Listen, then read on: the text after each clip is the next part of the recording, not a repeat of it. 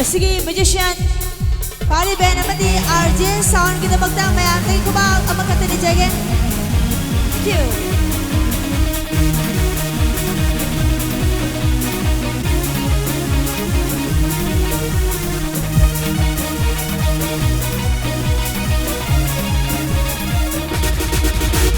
Hope she the fall by looked at it the fall by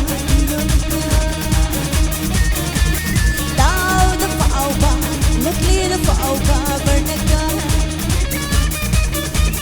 Hope she the fall by look at the fall by Ian gun top of the game down the fall by look at the fall by burn the gun top of the game. Hope she the fall by look at the fall by Ian gun top of the game down the fall by look at the fall by burn the gun top of the game. I'm not the target me hey mama the be sing the yen but she look to look them down the way I give all my bike but in the pipe I give all my bike but in the pipe and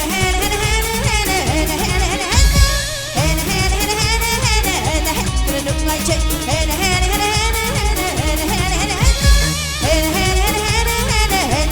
look like check.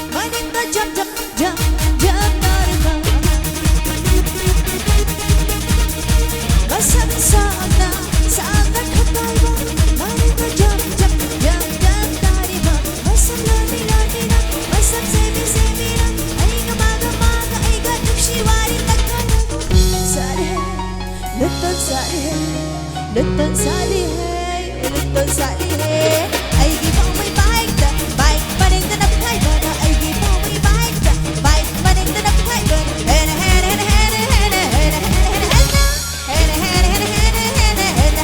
look like check,